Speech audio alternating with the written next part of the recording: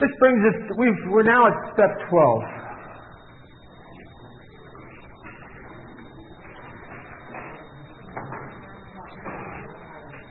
And by now, if we've been thorough, we've experienced the promise of step 12, which is having had a spiritual awakening as a result of these steps.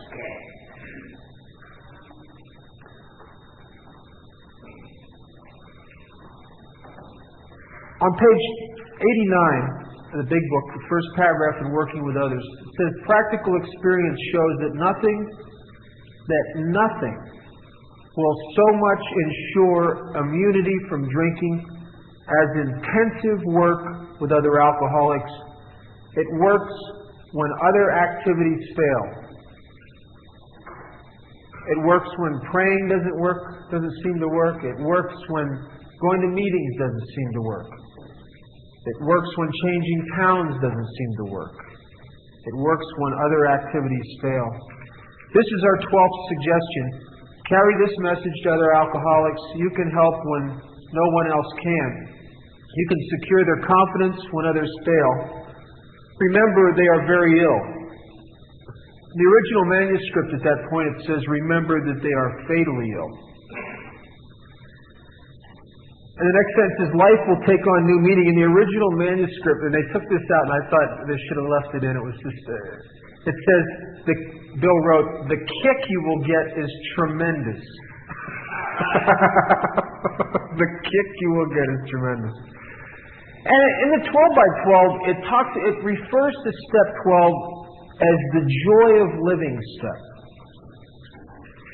This is where all the pieces of the puzzle finally fall together. In step 3, I said to my Father, God, I offer myself to Thee to build with me and to do with me as Thou wilt. I made a decision to try to make my life none of my business, to practice a way of living that involves self-forgetting. And I asked God in step 3, in the third step prayer, to do something that He actualizes in step 12. I asked Him to relieve me of the bondage of self.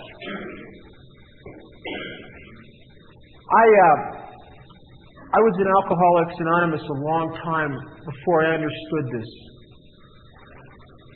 I would get up in the morning and I would say the third step prayer every morning, and I still wasn't relieved of the bondage of self. And after several years, probably 3 years of doing this, I went to my sponsor one day and I said to him, I said, well, when's this relieve me of the bondage of self stuff going to happen? And my sponsor, who is a wise guy, says to me, well, whenever I meet an alcoholic who no longer has a problem with self-centeredness, I'll buy him a drink.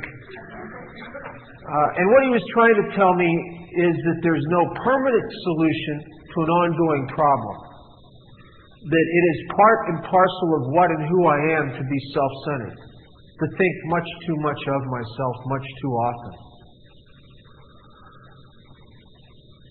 Shortly after that, I was going through one of those periods of early sobriety. They're very rare anymore, but when my first several years of sobriety,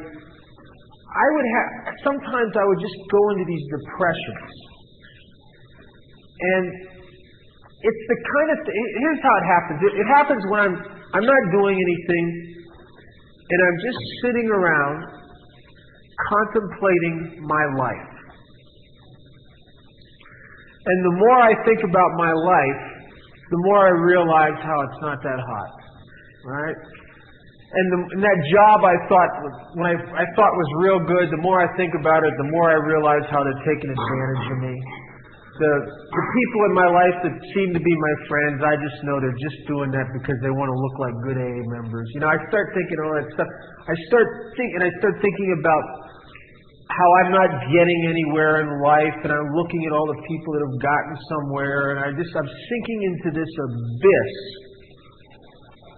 of self-obsession one night. Now I don't know that it's that, but what I'm getting so depressed that I'm almost becoming, it's starting to become frightening. I'm becoming almost immobile. I'm sitting on the couch in my living room in this apartment, just like sinking into this pit. And I know I'm in trouble.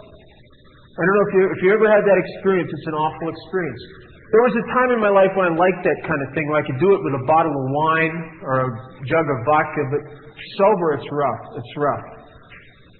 So I've been trained, by this time I've been trained and brainwashed in Alcoholics Anonymous to do certain things, and one of them is to ask God for help, and the other was to go to a lot of meetings. And I did that. I said, God, just get me out of this crap.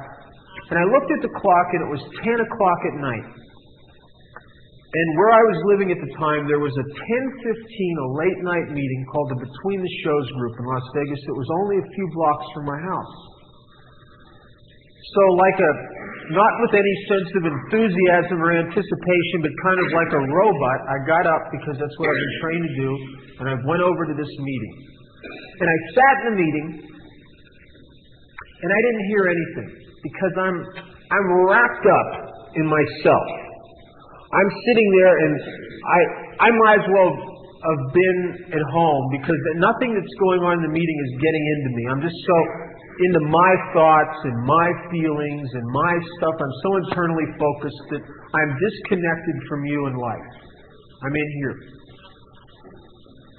And I'm sitting in the back of the room, and there's a guy that I'd seen before, but I didn't really know him. I'd seen him around the meetings for a while, sitting in the back on the other side of the room. And he is obviously sick, coming off a drunk. He's sitting there holding himself, rocking. I used to do that. Just like that feeling that you're going to fly apart, you know. And then he gets up and he's pacing back and forth. You can hear him go into the bathroom and dry heave, and he's really disturbing my thinking. I mean, I'm just, you know, he's quite annoying, to be honest. Anyway, I'm trying to blot him out, and I'm still one that's under the illusion at that time in my sobriety that I can think my way out of my emotional states. Anyway, and all I'm doing is getting into it deeper. I'm just sinking into this abyss. And this guy's back there annoying. The meeting's over, and I've been taught in Alcoholics Anonymous to do service. So the meeting was held in this little church on the strip, and when it was over, it was customary that the secretary would have to reline the chairs up for services and take the ashtrays out and all that stuff. And I started doing that. And I wasn't doing it with any enthusiasm. I was doing it because that's what they taught me to do in Alcoholics Anonymous. Didn't give me any relief. Did nothing. You know, I was like a robot doing it. I'm still in here. The secretary is a guy named Charlie, and Charlie P. and myself were the last two guys to leave. And we're out on the porch, and he's locking up, and I'm ready to walk over to my car. And here's the guy that was in the back of the meeting hall that was sick. He's laying on the ground in a fetal position in front of my car. Now, I'm going to have to step over him to get in my car and go home and think myself through this problem I'm having, right? And that's what I want to do. I don't want to. He's an annoyance, right? But Charlie's standing there, and I know if I do that, I'm going to look like a bad member of Alcoholics Anonymous, right? So I stoop down and I start talking to this guy, and he's just a mess, you know. He's telling me he wants to commit suicide, and he's crying, and he says he's terrified he's going to go into convulsions and seizures. And at that time in Las Vegas, it was a period where there was no detox in Las Vegas. There was a place called Starting Point, and they'd closed down, and this other place we have now, West Care, hadn't opened up yet. So the only place there was a place called the Care Unit, and you couldn't get in there unless you had a lot of money or insurance. They didn't take people off the streets. And unfortunately, most alcoholics don't set aside a fund when they're drinking for that kind of thing. So I went down to this. So what we had to do in those days is we had to go down to the county hospital, University, Southern Nevada was called at the time, Memorial Hospital.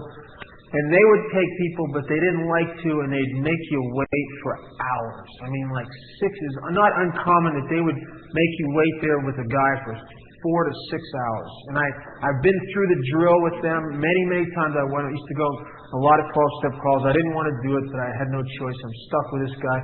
So I take him down to Southern Nevada Memorial Hospital, and we're sitting in the waiting room, and he's talking to me. And he starts telling me about his life. And I'm starting to identify with him. And he starts telling me about all these feelings of failure, how he's been in and out of Alcoholics Anonymous for a number of years, and he just feels hopeless. And I've been in and out of Alcoholics Anonymous for a number of years, and I know what it feels to feel hopeless. And I started getting him orange juice out of one of the vending machines and giving him cigarettes and talking. And I don't know what happened, but something, while I was sitting there for those few hours, happened to me. Where something inside of me got touched by something inside of him. And maybe it's that peace of God that is inside of me was touched by the peace of God that's inside of him. But I remember this so clearly. It was a dramatic point in my recovery. I remember driving after sitting down there for 6 hours. We finally got him into a room where they would detox him. Driving home with tears in my eyes because I finally got it that God was continually relieving me of the bondage of self by sending people in my life like that would externalize me. And when I was driving home from there, I felt more whole. I felt more a part of. I felt more hope, more love for myself and the rest of this world than I ever felt, even when in the early days of my drinking, when you'd have 5 shots of Jack Daniels and it worked. I had found a way. It was the first time I realized I'd found a way to turn the juice back on. I had turned the juice back on.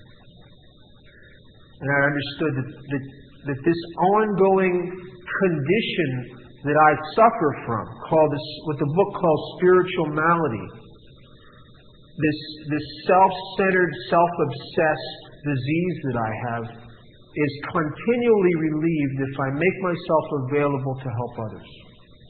And that's the whole deal. On page 90, and there's a couple points in this chapter. I don't want to read the whole chapter. I want to talk about a couple specific areas because this is what actualizes the process of Alcoholics Anonymous, is the 12th step. This is where all the pieces fall together. And I've known many people over the years that have come to Alcoholics Anonymous and have done a tremendous job with the first 11 steps. And even the 12th step for the first couple years, and then they stop. They stop allowing themselves to be relieved of the bondage of self in this simple way, and they drink again. There was a guy, some of you might know Johnny H. from Bellflower, California, from the Long Beach Big Book Group. And a guy that was in his area with about 13 years of sobriety drank. And this was a guy who had pretty good sobriety. He's probably his first 8 years. And when he drank, he was filled with so much hopelessness and so much shame and guilt that he committed suicide. And at a speaker meeting where Johnny was speaking, someone came up to him before the meeting and told him about it. And he made a statement from the podium that sounded very cold. And what he said was, I bet you there's not a lot of people that this guy sponsored that has to be notified that he's dead. And you know something? There wasn't any. He had stopped working with newcomers. His life was great, but it was all about him. And the obsession, he filled up with him, and the obsession to drink returned. Because he was no longer participating in the process of being relieved of the bondage of self. And I have to put action into this. And The book on page 90 starts telling us very specifically how to work with a newcomer. There's a process that's outlined in this book that tells us exactly what to say, when to say it, what not to say. And I'm not going to go through the whole thing, but I want to touch on some high points. On the top of page 90 it says, when you discover a prospect for Alcoholics Anonymous, find out all you can about him. If he does not want to stop drinking, do not waste your time trying to persuade him. You may spoil a later opportunity. I know in my early sobriety, when I first started going on 12-step calls, I thought it was my job to convince these people they must be sober, right? I thought that how I looked in AA depended upon my success rate or something. I don't know what it was, but I think I really carried the disease more than I carried the message, and I would just verbally bludgeon these guys, trying to get them to go to meetings and quit drinking. And I probably set Alcoholics Anonymous back in my area probably 10 years. There's people that maybe were just about ready to get sober, now they never will. I mean, but I think a lot of us make that mistake. And it tells us in the book that not to waste time with someone who doesn't want to stop drinking. And there's an old Persian proverb about trying to convince someone to do something that they don't want to do. And the proverb is that it says that this action is like trying to teach a pig to sing. Not only doesn't it work, but it annoys the pig. Then further on, in the middle of the second paragraph, it says, get an idea of his behavior. This is if the guy decides, if he is interested, and there is an indication that he wants to stop, it says, get an idea of his behavior. His problems, his background, the seriousness of his condition, and his religious leanings, if any. You need this information too, and this is the essence of the approach. This is something that we started to learn in step 4 in the part of the resentment, where it says this was our course, where we started to learn how to put ourselves in someone else's place. Or as it says in the book, it says that we are in a process of growing in understanding and effectiveness. So it says we need this information to put ourselves in his place, to see how you would like him to approach you if the tables were turned. And when I started doing that, the first thing that became real clear to me is I never liked pushy, preachy people. And one of the things I realized is in my early years of 12-step work, I was a pushy, preachy person. I was the kind of person that if I would have 12-stepped me, I would have had to go get a drink just listening to me, right? You know what I'm saying?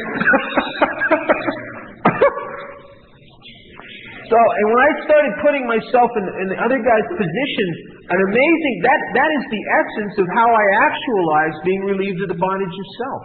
Because when I do that, and I get a sense of their desperation and their hopelessness, and their fears and anxieties and frustrations, and I'm connected to them. I'm relieved of the bondage of self, and I have gratitude for my recovery in depth. Because I realize how very fortunate I was, because there's no difference between me and them. I was there, and I could be there again. I could be there again. There's a line earlier in the book that says that there comes a time when we have an inability to bring into our consciousness with sufficient force the memory of the suffering and humiliation of even a week or a month ago we were without defense against the first drink. And I am absolutely incapable of doing that.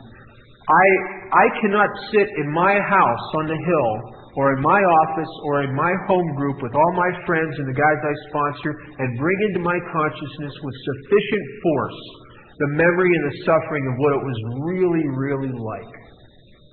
Because I'm in my comfort zone.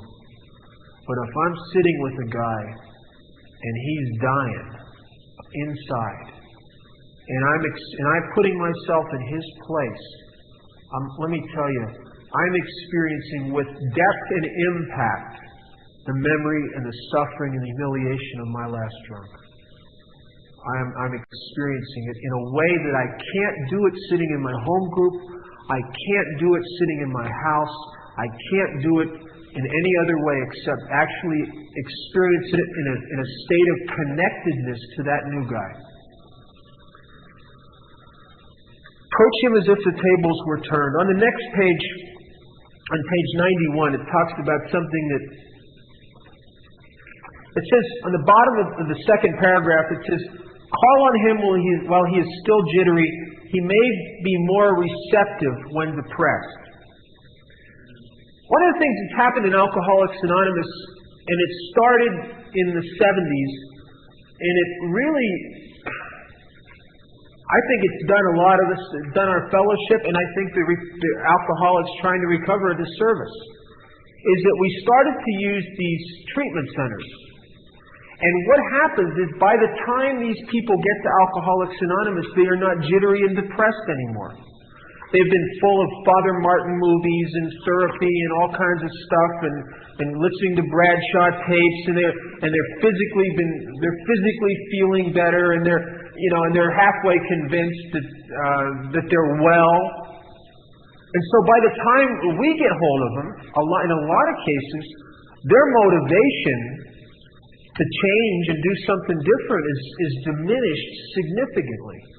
And the book says, call on him when he's still jittery. Well, I don't know about if you guys ever had this experience. I've worked with a lot of newcomers that come out of these treatment centers, and on their first talk with a member of Alcoholics Anonymous, they're pretty much ready to take over the presidency of Alcoholics. I mean, they're just,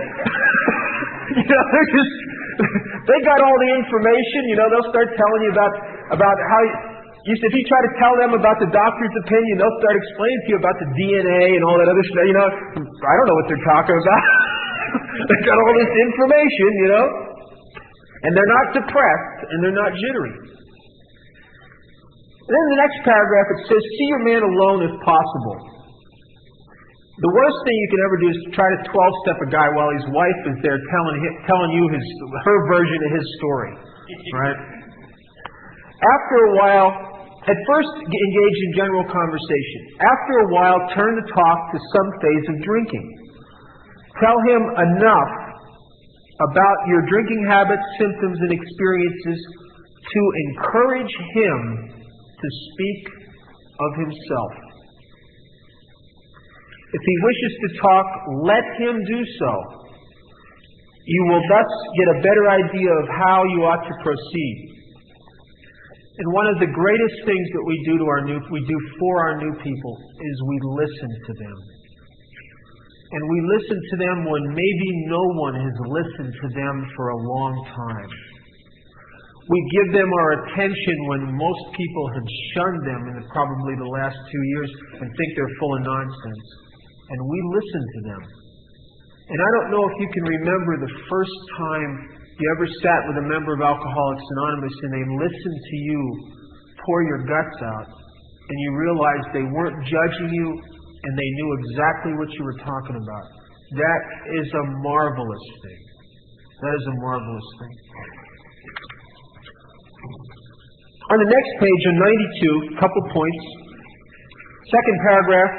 If you are satisfied that he is a real alcoholic, begin to dwell on the hopeless feature of the malady.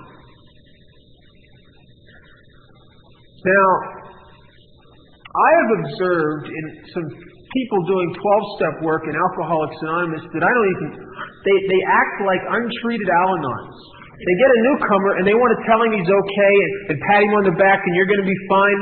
The book doesn't say that. It says, let him know exactly how screwed he is. Because out of our hopelessness comes the motivation and the desire and the lack of alternatives to do anything except this simple set of directions in this book. When we get, the book says in the last analysis, when we get down and there's nothing else to do and we know that we are hopeless, we are alcoholics of the hopeless variety.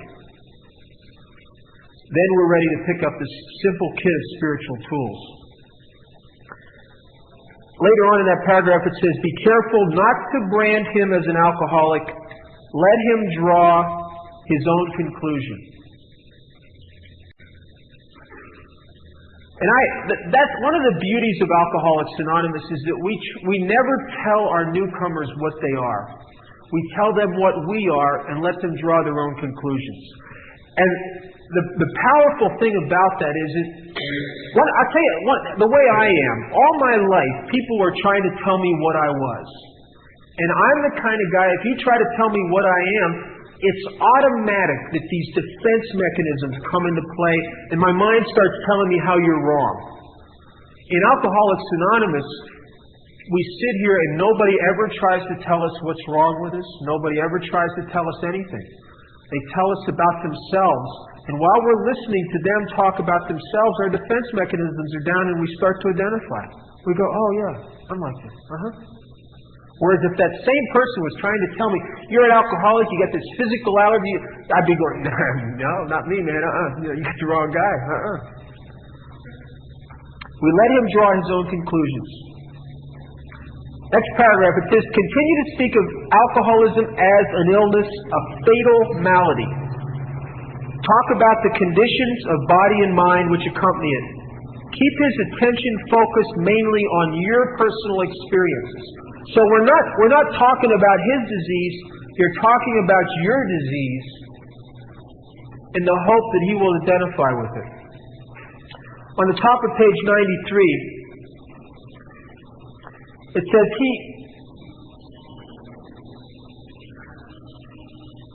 even though the bottom of 92, even if though your protege may not have entirely admitted his condition, he has become very curious to know how you got well. Let him ask you that question.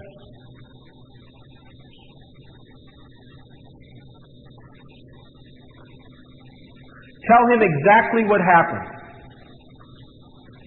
Stress the spiritual feature freely. And I think I know that I've made this mistake sometimes with new guys. I won't wait for them to ask me what I did. I just can't wait to tell them. There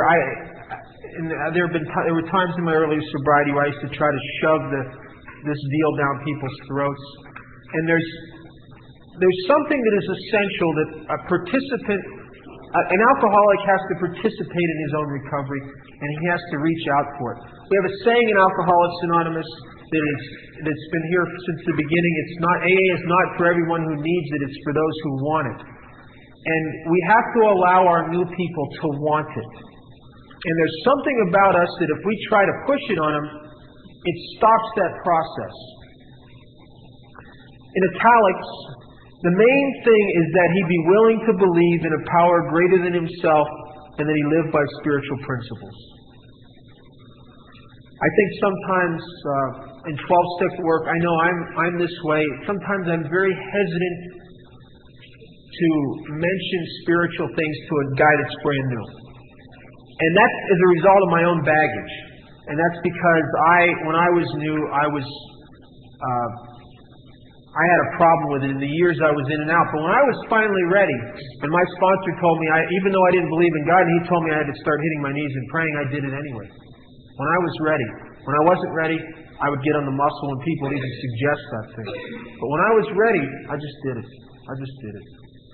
And I know that I've carried that into my own 12-step work a lot of times, and I find myself sometimes because of that experience, very hesitant, and I walk on eggshells sometimes around this thing until I get a sense that the guy's not crazy, about it, or that he isn't uptight about it, and then I'll bring it up.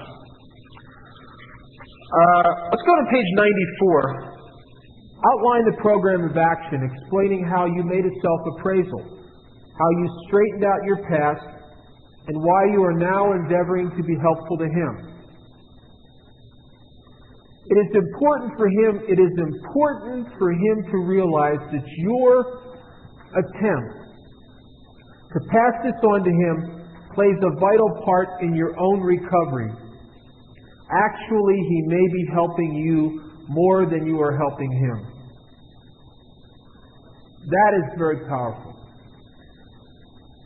I remember a guy, it blew my mind.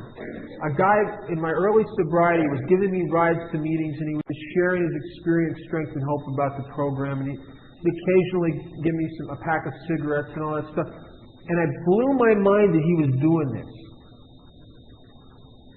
And I remember he said to me, he kept saying, and it was overwhelming. He kept thanking me for allowing him to help me. He kept thanking me for allowing him to help me. It just overwhelmed me. And I started to feel, and after a while of doing it, and I saw that he was obviously getting something out of this, I started to feel something I don't think I'd felt in years. I started feeling in some distorted way, maybe I was useful.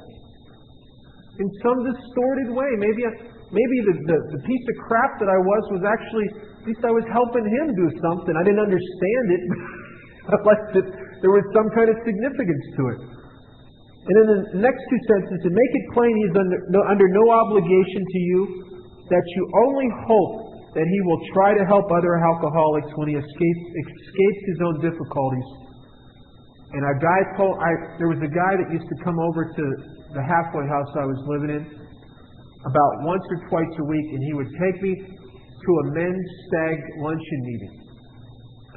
And he would not make a big deal out of it. He'd have the waitress bring me some lunch. He wouldn't even tell, I knew he was paying for it. He wouldn't even say, we made it real low key so nobody's attention was drawn to it. He would give me cigarettes and he'd drive me back and forth.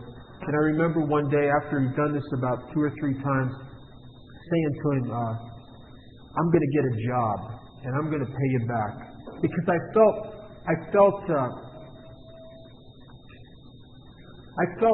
diminished. Like I'd lost face, right? Because I should be doing this for myself. So I'm telling him, I'm going to get a job, I'm going to pay you back. And I'll never forget what he said to me, and I've said this to every new guy I've ever helped. He said, that's not what we do here in Alcoholics Anonymous. He said, what we do here is inside yourself, you must make a commitment. And when you get to the place when you can do the same thing for someone else, it is your obligation to do that. And when he did that, he sold me back my self-respect. Because I knew that then I could eventually, I don't have to feel bad about him giving this to me. I could eventually do the same thing for someone else. Several years ago, I was attended a convention in Japan, an Alcoholics Anonymous convention. And it was a tremendous experience for me. And I got to talk to a lot of Japanese who are sober members of AA, sober many years. And this one guy told me, we were talking about gratitude, and he said, oddly enough, in the Japanese culture, they have 3 different expressions, 3 different terms or phrases that they use to express gratitude. And every one of them translates out as a different form of resentment. Because when you do something for me and I have to be grateful, I owe you and I've lost face. And Alcoholics Anonymous at some kind of intuitive level knows that, because we allow our newcomers to buy back their self-respect on anything we ever give them by doing the same thing to someone else, for someone else. And that is very important. We are the kind of people that we may be laying in the gutter and with this tremendous pride. I mean, we're egomaniacs with an inferiority complex. I mean, we can be laying in the gutter suspecting that we're really superior to everyone else who just had bad breaks, And with people like us, that we have that kind of pride, we have to have a way to go with it. We cannot be indebted to individuals because we lose face too much and we can't stand it. So Alcoholics Anonymous allows us to buy back our own self-respect with anything that's given us by passing it on. On page 95,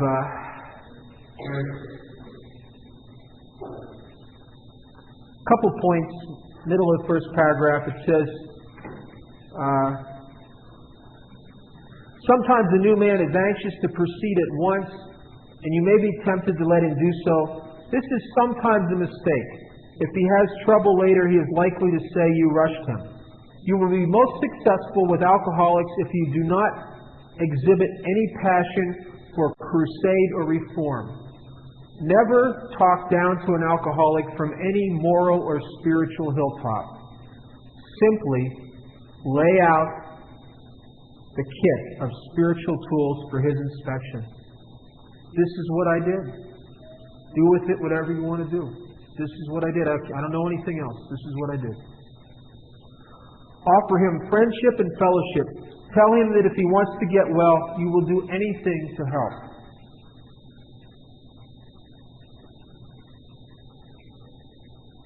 If he is not interested in your solution, if he expects you to act only as a banker for his financial difficulties or a nurse for his sprees, you may have to drop him until he changes his mind. This he may do after he gets hurt some more. You know, I made a lot of mistakes in my first few years of sobriety with 12-step work. A lot of mistakes. I wanted to. I had this. The problem is my ego got into it, and I wanted to be able to tout some kind of success record in AA or something. I don't know what it was, but I'd get a guy, and then I'd be asking people I know to give him a job. I'd get the guy a job. I'd put him up on my couch. Some of the guys would steal from me. I even had. There was one guy that he had some warrants out for his arrest, and I went to a friend of mine in AA that was a judge and conned this guy into making this guy's record disappear, and which I should have never done. Then the guy, after his record disappeared, the guy went out and drank. I mean, he had nothing to stay sober for anymore. You know, I made all those kind of mistakes. I infringed on personal friendships to get people jobs, and then they would steal from the guy that I asked to get him the job. You know, and which isn't so bad that it hurt me. It hurt them. They always drank again. They always drank again.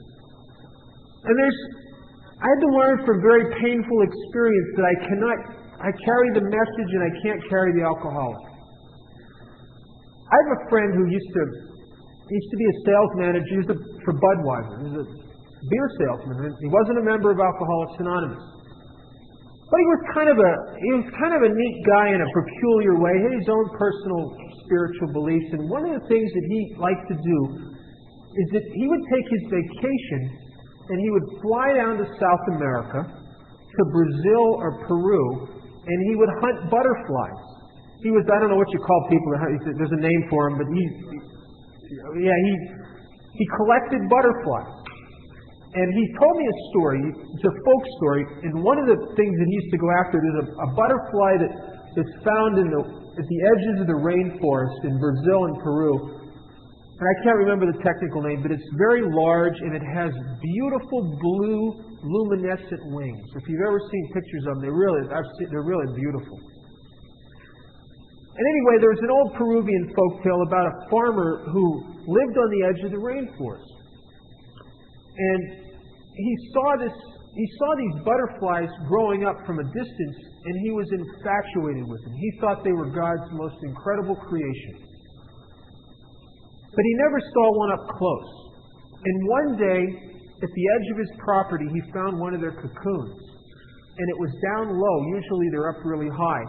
And he found one of their cocoons, and he got so excited that he took a chair and he set it down in front of the cocoon. And every day after he was done working on the farm, he would go down there and he would sit in that chair and watch this cocoon and just radiate all this enthusiasm and this love and excitement for the butterfly that was about to come out. And after watching the cocoon for a while, he started to observe the butterfly struggling to break out of the cocoon. And he watched it struggle and struggle, and it didn't seem to be getting anywhere. And after watching it struggle for quite some time, he started to become afraid that maybe this time the cocoon is too thick, or maybe this time the butterfly is not strong enough to break out. And he couldn't stand it anymore, and he took his knife and very, very gently made a tiny little slit in the side of the cocoon. And the butterfly wiggled out through the slit, fell to the ground. Its wings were pale and underformed, and it lay there to die because it hadn't struggled enough. And in my early 12-step work, a lot of times, instead of carrying the message, I was slitting people's cocoons.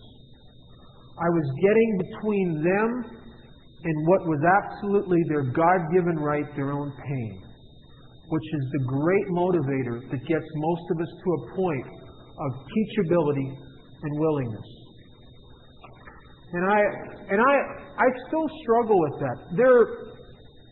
To me, sometimes there's some great suggestions in this book on when you're crossing that line. That I tell you, sometimes from my point of view and my desire to be helpful, I cannot always see the line.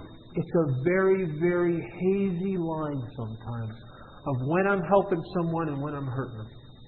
And the only thing I can do is remind myself that I am in God's hands and hope that He directs me to stay on the side of that line I'm supposed to be on, and trust that when I go over that line and someone goes out again, that maybe that's part of their course. Maybe that's part of their course. That I can't see the big picture. I don't know.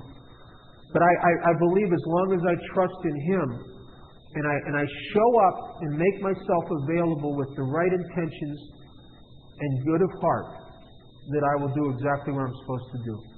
And if I make mistakes, I try to learn from them. And I try to learn from them. And maybe making the mistakes is part of the deal too, because maybe sometimes it's not about them as much as it's about my own lessons. I don't know. I can't see the big picture. Next paragraph, it says, if he is sincerely interested and wants to see you again, ask him to read this book in the interval. After doing that, he must decide for himself whether he wants to go on. He should not be pushed or prodded by you, his wife, or his friends. If he is to find God, the desire must come from within.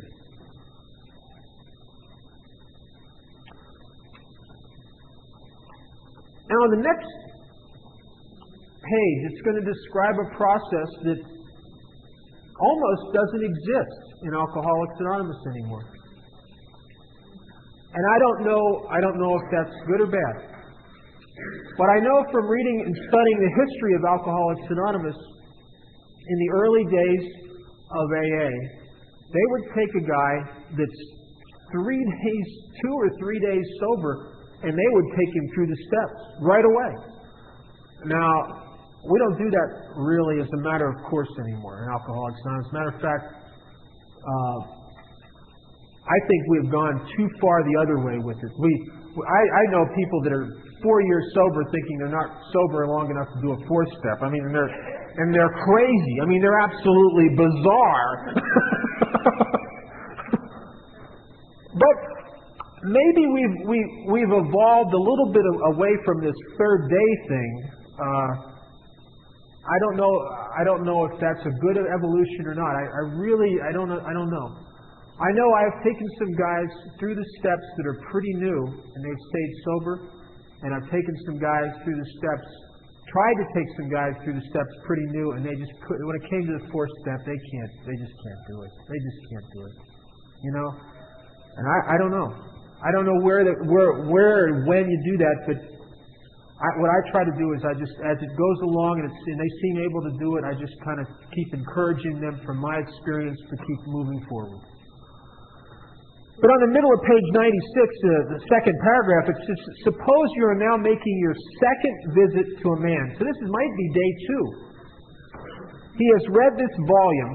Now, I can't imagine a guy with 1 day sober reading the big book and understanding it, but this is what they tried to do. Okay. I'm 18 years sober, and I have a hard time sometimes understanding this book. He has read this volume and says he is prepared to go through with the 12 steps of the program of recovery. Having had the experience yourself, you can give him much practical advice. Let him know you are available If he wishes to make a decision, step 3, then tell his story. 5. But do not insist upon it if he prefers to consult someone else.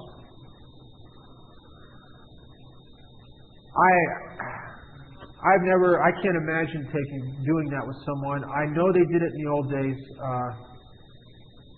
Maybe in Alcoholics Anonymous one day we'll get back to trying that. It's outside my frame of reference. It is outside my experience. I was sober several months before I even began this process.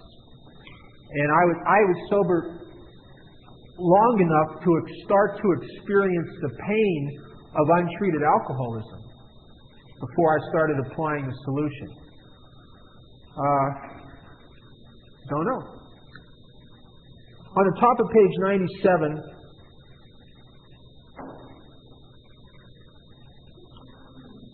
it says, second sentence in the second paragraph, it says, helping others is the foundation stone of your recovery. A kindly act once in a while isn't enough. You have to act the Good Samaritan every day if need be. It may mean the loss of many nights' sleep, great interference with your pleasures, interruption to your business. It may mean sharing your money in your home, counseling frantic wives and relatives, innumerable trips to police courts, sanitariums, hospitals, jails, and asylums. Your telephone may jangle at any time of the day or night. Your wife may sometimes say she is neglected. A drunk may smash the furniture in your home or burn a mattress. You may have to fight with him if he is violent. Sometimes you will have to call a doctor and administer sedatives under his direction. Another time you have to send for police or an ambulance. Occasionally you will have to meet such conditions. Now, this is a program of attraction rather than promotion. This is not a good ad for 12-step work. I would not, if a new guy I'm working with I'm trying to encourage him by my experience to do 12-step work, I will not read him this paragraph. And yet, a lot of what, except for the smashed furniture, but I've been ripped off by him, except for that and the burnt mattress, I think everything else on there has happened to me at some time or other. I haven't done the sedatives, but I've administered shots of whiskey to a guy, one every hour around the clock. But there's a point. It says helping others is the foundation stone of our recovery. Remember that nothing ensures immunity from returning to drinking like intensive work with other alcoholics. On the top of page 20 in the big book, it makes a statement that the first time I read it, I couldn't believe it. And I'm going to try, I should look it up, but what it says basically is our very lives as ex-problem drinkers depend upon our constant thought of others, their needs, and how we can work for them. Constant. I mean, who'd they write that for? Al-Anons? I mean, a constant? That is so bizarre. I can't imagine constant. I mean, I can do an hour or so here and there, but constant. I'm so self-obsessed. I go through most of the day thinking about my stuff, my job and my car, my this and my that. Constant. But yet, every single day, or most days, almost every day, there will be islands in my day where I'm talking to one of the guys I sponsor, or I'm down at the detox, or I'm in a meeting talking to a new guy, where I have islands of my day where I'm relieved of the bondage of self, and I'm really thinking of someone else, their needs, and how I can be helpful. And those are the high points in my life. Alcoholics Anonymous is not a program of self-improvement. It is a program of self-abandonment. This is not a self-help program. And well-meaning people coming out of treatment centers and working in the field of alcoholism recovery try to make Alcoholics Anonymous out to be some kind of self-help support group. And it is not that at all. It is a program of self-abandonment. That we abandon ourselves of us and allow God to do, and make ourselves available to help other people and allow God to do for us what we could not do for ourselves.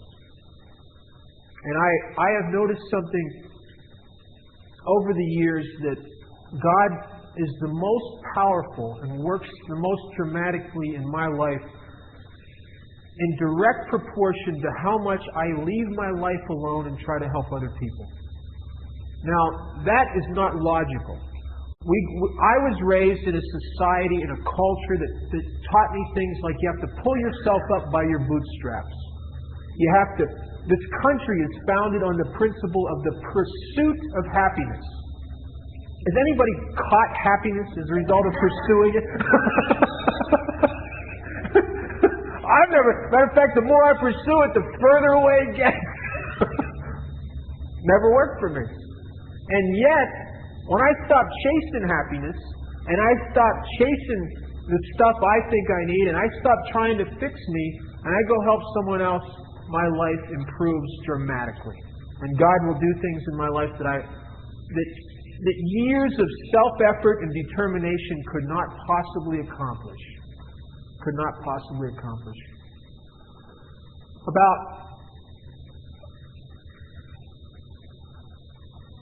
About three years ago, I had an experience that was fairly remarkable to me. I have a business that's fairly successful in Las Vegas, and I got to my business as a result of practicing the principles of Alcoholics Anonymous in my business. When I was 4 years sober, I got together with a guy named Chuck C, and he told me that I had my whole life screwed up in that area, and that I should go to work. I was going to work for the wrong reason. I was going to work for a paycheck. I was going to work for me, and then I blew the whole deal. He told me that I had to stop doing that and start going to work to help others, and that's it. And forget myself. And he said you got to make work has to be a 12-step call all the time. And I started doing that, and the business I own today was built on that principle. About 3 years ago, there was a bank in town that was trying to seduce me to come with them and leave the bank I was already with. And they were going to great lengths to do that because I keep large deposits. I'm always floating anywhere from a couple $100,000 up to $500,000 in our cash flow. We float a lot of money. It's not all mine. It just kind of goes through there, but it's always in the bank. So they love that. They love those high cash balances. So they're sending people to see me, and I had this meeting with one of the regional vice presidents or one of the big shots at the bank, and I'm going into the meeting, and I'm with my comptroller, and we're walking in, and outside in the parking lot of the bank, there's a homeless guy with a sign that says, "We'll work for food," right? And I get into the guy's office, and I just made a comment to Linda, my comptroller, about the guy out. So I just been passing, and the guy heard me mention the homeless guy, and he started on this tirade about how we got to get rid of those people, and et cetera, et cetera. And I don't know. I'm there for this guy to kiss my ass is really what's going on. To put it mildly. Anyway, I mentioned to this guy, I said, well, I was homeless for about over 2 years on the street. And he didn't know, he looked at me with this weird look like he didn't know what to say to me. It's like, I knew what he was thinking. He thought I was lying. He knew I was lying. He must have thought something like, boy, we sure want this guy's business, but why does he make up these weird stories? Where's he coming from? Because from his frame of reference, you can't get from there to where I'm at. You cannot. It's impossible. It is beyond anything in his frame of reference or experience. And yet I sit there in his office as a result of this process. A process of self-abandonment that is completely alien to him. See, he believes that he'll get to a place that I'm at by hard work, manipulation, determination, as he is a victim of the illusion that he can wrest satisfaction and happiness out of this world by managing well. the same illusion that I was a victim of all my life. And that's not the case. My experience is actually 180 degrees from everything I learned growing up. And I tried the old stuff and it never worked. So I believe Alcoholics Anonymous is a program of self-forgetting. It's a program of abandonment. It's not a program of education. We don't want to educate this guy. We want to get him out of the driver's seat. If you had a guy that was running your business and he stole from you and ran you into the rocks on a regular basis, you don't send him to school. You get him out of there. My name is Bob Darrell and I am alcoholic. We're going to try to wind up step 12 this morning. We're going to get into a little bit of practice these principles in all our affairs as it's defined in Family Afterwards and A Vision for You. First, we're going to finish up working with others. There's something I've noticed from my own experience, and I've noticed it in the experience of a lot of other people, is that we go through the first 11 steps for ourselves, and we get so much out of it. And it seems that we get more out of it when we go through it with someone else, one of the people we sponsor. I know that I got a better understanding of my own recovery and a better understanding and relationship with God as a result of trying to help the people I sponsor do the same thing as that I ever got when I was just trying to do it for myself. And the Hindus have a saying that's thousands of years old, that the student never learns the lesson till he becomes the teacher.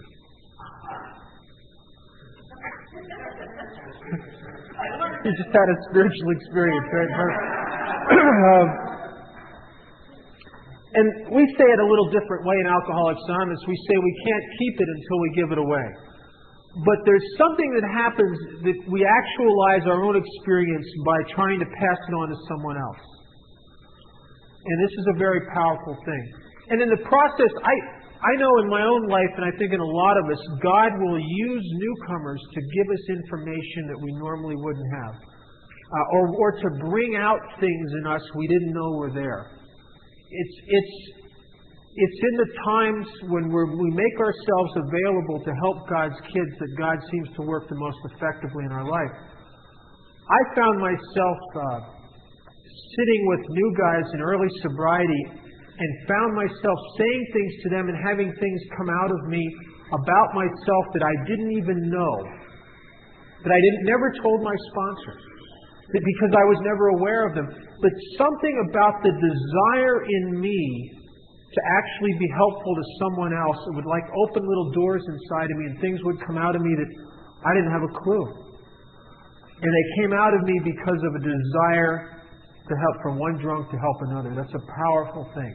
Powerful thing. In my I talked a little bit in the step we were doing in step 4 about what had happened to me in my 11th year of sobriety. What I didn't tell you is what really saved my life, and at that point, it was probably one of the roughest years of my whole life, drunk or sober, was not the old-timers in Alcoholics Anonymous, it was the new people, and it was the service commitments in AA that saved my life. Within a few days after realizing that my wife and daughter were now living with my best friend and they had been in an affair for some time, I went absolutely insane. I'd never experienced anything like that. I was so full of rage and hurt. And the rage was just a cover-up for the hurt and the fear. And I had been real active in a group called the Inside Straits, which is in the prison system in the state of Nevada. It's inside Indian Springs Prison. And I used to go up there on a regular basis, and I put on these big book workshops up there and participate in